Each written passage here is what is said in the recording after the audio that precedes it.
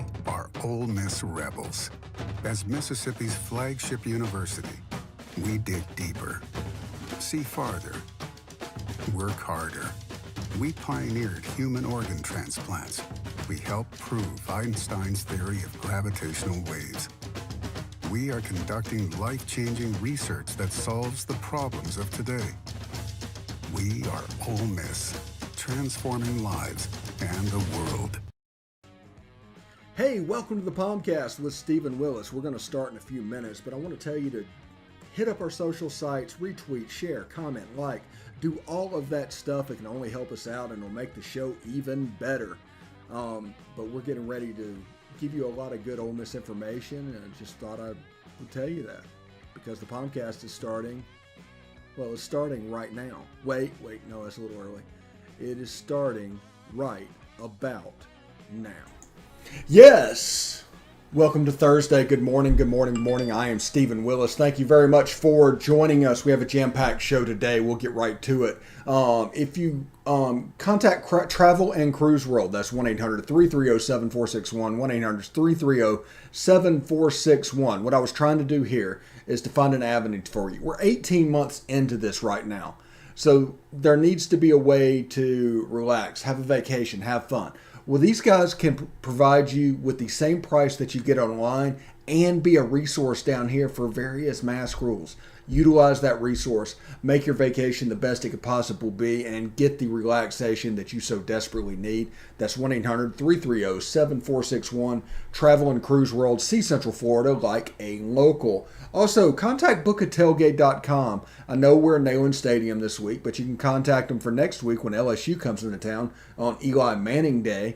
I think they start at about $200 and just work up depending on the package you get from there. They have single game, they have season ticket stuff, they can store your tailgating gear, they can rent you what you need, they can give you a TV, they can provide an extra tent if you need it, if your crowd gets a little bit too large for you, and they can also pick up your catering. So give them a contact at www.bookatailgate.com. That's Take It to the Grove, 662-701-1177. Also down below, you can see all the channels that we do our podcast on. Well, not all the channels. We do just the major ones. Leave us a 5-star review. You can say whatever you want to. Just leave a 5-star review. Also, you can catch us on Twitter at The Stephen Willis and at Old Positively. You can catch us on Facebook at facebook.com/POMcast. You can catch us on YouTube at Positively Ole Miss. Subscribe, hit the bell. You'll not only know that we're streaming, you'll know what we're streaming about. And, of course, we're on Twitch at Positively Ole Miss, all one word, all lowercase. Those are the major video platforms we are on. We're on about 20 channels at this point, so that's absolutely insane. And we're always trying to grow that number. We're now echoing shows, especially like SEC After Dark and the Biscuits and SEC Preview. We're echoing them to where it's appearing on other people's channels as well. So we're pretty excited about that because this isn't about a single channel collecting views. This is about getting out the content to the most people possible. So it's going to spread out numbers, how it's looking, but it's all by design. That's one of the things we are trying to do. And pretty fired up about that. Tonight, Bill Flowers Talking Ball comes at 5 Central, 6 Eastern, I believe. Tomorrow, Biscuits and SEC's SEC Week 7 preview, 6 Central, or 5 Central, 6 Eastern. I forget the time exactly. We're also doing the POMcast tonight. Our Tennessee game preview live stream with Kyler Kirbyson is at 8 o'clock Central, so set your watches on that one. The chat will be open. You can use that and ask questions and interact with the show however you see fit. So I'm pretty fired up right now. I just really am. I'm pretty fired up with everything that's going on. And, you know, I do worry about one thing, and that is that Ole Miss is going into a bit of a hornet's nest in Neyland Stadium in Knoxville. Because they are. This is their Super Bowl. They have wins over, I think, Tennessee Tech. There's another non-con, than South Carolina and Missouri.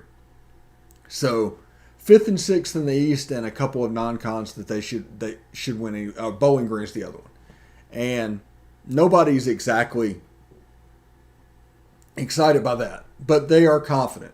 And Tennessee is shooting their shot right now, to where if we come in and do not play clean, if we come in and do something other than play well, Tennessee might jump up and get us.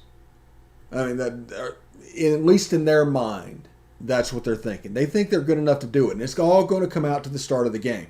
If they start slow, if Tennessee starts slow, or if Ole Miss just matches them, Tennessee's in for a dogfight, and they'll know it. And I think with the depth of each team, the longer this game goes and the closer it is, advantage Ole Miss.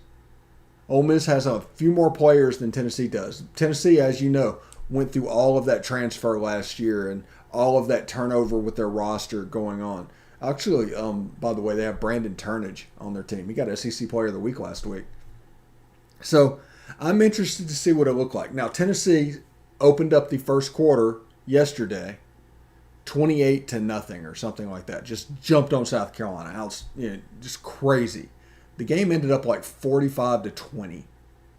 And that kind of lets you know what it was the rest of the way and what Tennessee is dealing with. And as they get tighter, they get a little bit of trouble, because Tennessee's main weapon is tempo, and Tyon Evans is a good back. He's a JUCO guy, and he's just a skosh under 500 yards at this point. But they run the heck out of him. Tennessee is a 70% running team. They're going to run the football. They watched the Arkansas game last week. Now, do I think they have the same weapons as Arkansas? No, I don't. Even though I can't believe I'm saying that out loud, but no, I don't. But we have to play better. We have to take better angles. There were many times our box safeties would come in and find themselves on the inside leverage of the running back, and they would just break contain and bust outside. It was games that would have been 0 to 1 yard, end up 5 to 10. And that was a lot of Arkansas's running game. That was absolutely a lot of Arkansas's running game. It wasn't necessarily a schematic issue with the defense. I know everybody talks about that and the fact that it's a 3-down. Well, Georgia plays a 3-down all the time. You can't run on Georgia. It's how you play it. Every defense has a weak point. And the weak point for this defense is the off-tackle run and that contain. Because if you're not careful, you can get outnumbered, and you can get a big guy blocking a box safety. And that's going to spring them to the next level. Now, theoretically, if the other guys do the job and you have bigger guys at the end, which we have to recruit to, like at Tywone Malone being a little bit injured when he came into camp, that slowed him down. But theoretically, you'd like to have him at 290 pounds playing one of the defensive end. Tariqus Tisdale. I understand that he might be a little bit in the doghouse at the moment, but you would like him playing well and everything going well. He playing one of the ends. Now all of a sudden you have 300-pounders up front. Those guys are pinching. Like on a run play, a standard run play, those ends are pinching inside. You have the nose guard that hopefully is going to get doubled by the offensive line. That's basically their job, is to take up a gap and get double. And the middle linebacker, in this case Chance Campbell, would take the other A gap. The two ends are supposed to slide in and cover the B gaps, which leaves the C gaps for what I call the box safeties. And whenever you deal with undersized guys, there's always the threat that one of the guys up front is going to win a one-on-one, or they're going to be able to single block what's up front, and that's going to open up the outside. This defense functions a little bit different than normal defenses. It just does.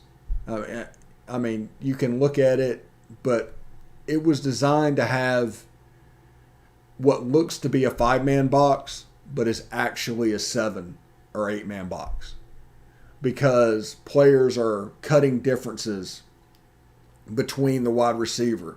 Like, that's the reason you see them line up out wide, but they're not quite covering their man, but they're they're kind of close to the line of scrimmage in between them. They're cutting that distance. And there's also a player that plays behind the linebackers. You'll see that Otis Reese plays that quite a bit. That is also a box player as well. But his design to do that is in the passing game, he can go into the middle of the three safeties or play a robber position against that loosey route. That's the way this defense is built. It's the way this defense is built, and that's exactly what they're trying to do. But if we can't stop the off tackle, which is the major weakness in the run game of this defense, it's going to be a long day. One thing that I think we can do that will make it be a little bit better and make it look a little bit better is work on our pursuit angles. There's too many times we were caught up in inside leverage, overrunning, hyper aggressive. Slow down a little bit. Slow down just a little bit. Take the outside shoulder of the running back and either tackle him or force him back into the mass of humanity. That's the goal in the run game. We're not getting gashed up the middle. That's a very important distinction. This isn't like when Bo Jackson was falling asleep on the sideline. They wasn't handing the ball off up the middle and gashing us. That's not what was happening. They were bouncing it. It was modified zone plays. It was designed to attack the 4-eye because we did the same thing with our offense against their defense. We had 12 months to figure out how to make that defense hurt, and we did.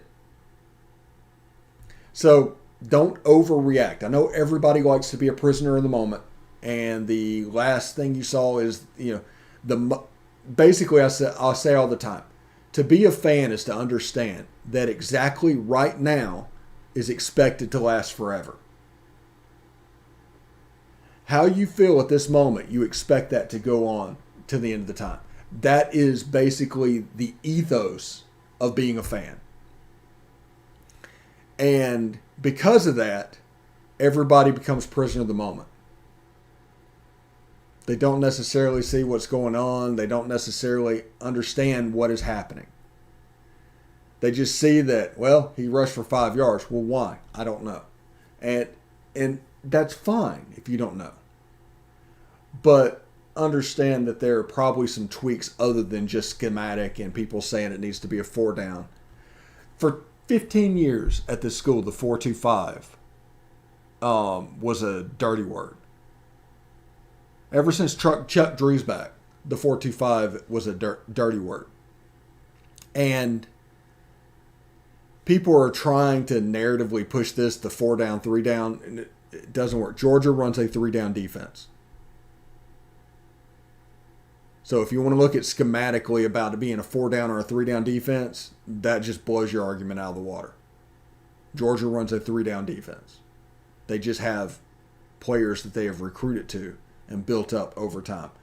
By shifting to this scheme, honestly, there was no half in. You had to go all in.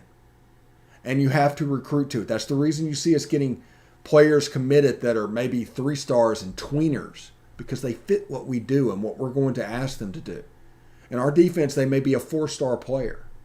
So you're going to have a bunch of about 220-pound athletic dudes playing outside linebacker, essentially a box safety. That is the benefit of this defense. And honestly, I think this needs to be seen through to fruition. Honestly. We need to see what happens. Because the defense has played better this season. And coming into the season, everybody wanted the defense be between 80 and 90 in the country. That'd be a huge improvement. Well, it has been. Now everybody's mad that it's 80 or 90. So it is what it is. Also, I want to talk a little bit about our running back room. That is fantastic. Those guys, Snoop Conner had a big day against Arkansas. Henry Parrish went over 100 yards as well. Everybody forgets about Henry Parrish. Kentrell Bullock even played in that game. Jerry Neely was out with a concussion. So we have a running back room that honestly is special. It just really is. I mean, that class of 2019 was really good to us, and it's apparent. And that's not even considering. They rushed for over 300 yards and didn't have Jerry Neely. Think about that. Snoop Conner, fantastic. And everybody's like, hey, how can we get this person and this person on the field at the same time? And I understand that. As honest, that's a legit question. But the problem is, to get those on the same field, if you want to play 21 personnel in a game, that'd be 2 running backs, 1 tight end, one of the receivers have to come off the field. It's not going to be the outside guys, so it's going to be sacrificing your slot. Now, you could take the tight end off the field potentially and go 5 linemen, 3 wide receivers, and the 2 running backs there. You could probably do that, do a 20 personnel. But I don't know if you'd be able to do really 21 personnel because everybody that says they want Snoop Conner in the game wants 21 personnel because they want the threat of him running the ball. And Jerry and Ely playing slot, I think we might see some 21 personnel a little bit, but I'm really intrigued by the expanded role that John Rice Plumlee is going to play. With Dontario Drummond, they won't admit it, they won't talk about it, but he moved out wide last week, which was my suspicion all along after Mingo went down. And Braylon Sanders on the other side, how are you going to do in the middle of the field? Because as we've discussed, this offense is predicated on the middle of the field. So much of what they do are RPOs designed to torture linebackers. So much. Absolutely. And to do that, you need a running game as you can think of, but you need a running game that looks like your passing game. So if you get into 21 personnel and take John Rice off the field, all of a sudden running the ball out of that formation is not the same as running the ball out of another formation, which makes your RPO less effective, if that makes sense at all. So it's almost like it needs to be an either Snoop or Ely situation or Henry Parrish. And I think what they're doing right now, everybody's like, what are they doing right now? Snoop needs to be on the field. Snoop needs to be on the field. And that's absolutely right. He played a fantastic game against Arkansas. But the way they have it set up is for 2.5 quarters, the defense has to chase those little guys. Henry Parrish and Jerry and Ely all over the field. Side to side, work it out. They're difficult with what they're doing. They have to chase those guys. Then whenever they're a little bit tired, which Tennessee will be Saturday night if we are effective at all running our offense, they will be tired. Then they bring Snoop Conner in, who is an unbelievably fresh, unbelievably good 220-pound running back. Now, some people would argue that the reverse of that would work as well. Maybe. But there is something to the fact that people just do not want to tackle Snoop. He's such a big dude, it hurts. If you're tired, it hurts. There's little guys running around, you're chasing them all day, and then all of a sudden just a bruiser comes in that will absolutely physically embarrass you. You can see the strategy that they're going for on the offense. Now remember, this offense is a 60% run offense, and it could be more run. But we have Matt Corral at a quarterback right now. But it's 60% run. He's doing a really good job of playing the RPO game and doing everything that he needs to do, because people need to realize every run play has a pass tag. Every pass play has a run play. Every play is essentially an RPO in this system. Now, there's probably 10 plays that Lane Kiffin puts together that are what we call shot plays, the double moves that you saw break free 2 or 3 times against Arkansas. Those are Lane plays. Those are designed to complement those minutia plays. And you start looking in the backfield and those RPOs, you're going up. They're going to try and take a shot over you. And with this group, you can count on it. I mean, it's fantastic. I think Braylon Sanders had 2 catches for 127 yards or something like that and a touchdown. And the one he didn't score on, he was 1 yard away. So understand this, what they're doing with the running back. It's not necessarily a bad thing. It's not necessarily a good thing. But this is what they're doing with the running back. This is how they see it. And they see it as the last 2 quarters of the game, Snoop could be very effective because of how direct he is, how physical he is, and ways he can just hurt the defense. Now, if the defense is stopping the other two backs, they will go to Snoop in the first half. We've seen that. If the other backs are running, they're going to get the fill, and then we're going to go to Snoop. And he's going to become direct, and he is going to physically punish you. So it's just a benefit. That I think there's 3 NFL backs, honestly, in our backfield right now. Maybe 4. I like Kentrell Bullock, too. But I haven't seen him do it in the game. So I need to see him do it in the game. But this running back room is pretty special, man. It really is. And what's going on and the scheme that they're doing, and Jeff Levy and Lane Kiffin, just really smart dudes, weapons on the outside. John Rice getting an expanded role. I think he is going to slowly start to make the slot position his own at this point. Everybody's like, where has he been? Well, the 3 best wide receivers we had was Braylon, Jonathan Mingo, and Dontario Drummond. So how do you get them on the field at the same time? One of them has to play slot. Dontario moved in and took that role, because this offense, like I said, tortures linebackers. Once Jonathan Mingo went down, all of a sudden Dontario went out to really, it's a matchup problem position. He's a big guy, can block on the outside. It honestly helps our running game, him playing on the outside. Well, that opened up the slot between John Rice Plumlee and Ja'Cour Pearson. And they alternated last week against Arkansas. I think both of them played pretty well. I think there was a bust by Ja'Cour Pearson, but they played pretty well. And you will see, I think, John Rice Plumlee, who is an honest-to-goodness gamer, absolutely a gamer, start to make this his own, his slot position his own over the next 6 games. He's going to have a breakout performance. I don't know if it's this weekend. I don't know if it's next weekend. I don't know when it's going to happen, but it's going to happen in the slot. He is a weapon that makes our team a little bit better, him being in the game. We were really, really good with Dontario playing the slot. Don't hear this as any sort of a negative thing about that. But we have so many offensive weapons, and to see how they get used, it's kind of fun to see. And John Rice Plumlee, with his speed in the slot, he makes people respect him. He makes people think about him, because they don't want to get absolutely wrecked by him. And that's going to open up Braylon. That's going to open up Dontario. That's even going to open up Chase Rogers on the other side. That's a big deal as well. We need some production out of our tight end position as well. So with those backs and all of those weapons going forward, the question is, who do you sit? If you want to do 21 personnel, who sits down? Because there's benefits to doing all sorts of stuff. And I do think they're going to run some 21 personnel. I'm not saying it's not going to happen. I'm just saying don't look for it to be a major staple of the offense, much like don't look for the defense to get into a 4 down and start running that and switching a scheme in the middle of the season, because that would be disastrous.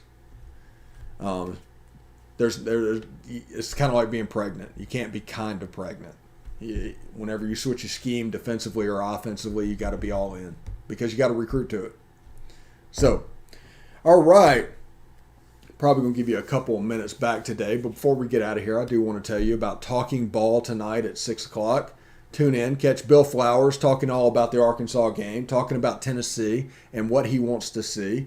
Spoiler alert, he is a big proponent of running the football.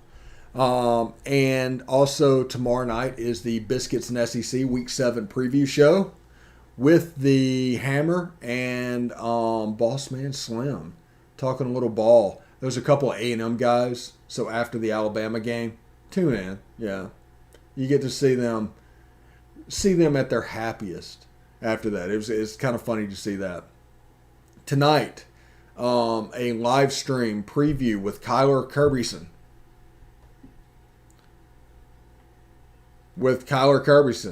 And I had an audio going and just popped in the air just randomly. And I expect him to do a good job. If you want to interact with that, the chat will be open during the show. It's at 8 o'clock Central, and we're going to talk Ole Miss and the Vols. Keller's a little bit of a fanboy, So it could be interesting. And let's see what else is going on. I've got the review show Sunday, and I think that's about it. I'm going to Epcot tomorrow night, as far as my annual pass holder life, and not going to ride Ratatouille. We're just going to go to the park and find a restaurant and eat. I think we're going to try to eat at the Canadian Steakhouse in the Around the World section, so we're looking forward to that. We might ride Soarin' or something like that, so we'll see. We'll see what's going on. But we're looking forward to that, and next weekend we're going to go back to Hollywood Studios next Friday and do the Genie Plus selections and figure out how that works. And once I figure out how that works, I will let all of you know exactly what you need to do if you vacation down here. Genie Plus is basically just a paid fast pass, but add 2 rides per park that you also have to pay for a la carte if you want to skip. They're not on Genie Plus. So just keep that in mind. We'll tell you what they are and do whatever we need to do. So thank you very much for joining us today. We will catch you next time. And I mean, I'm just really excited. I think Tennessee could be a hornet's nest. I think Ole Miss is the better team. They have more depth. And who's going to keep their head? That's basically what it comes down to. Who's going to keep their head? Anyway, I'll give you a couple minutes back. Have a good day. And of course, hotty toddy.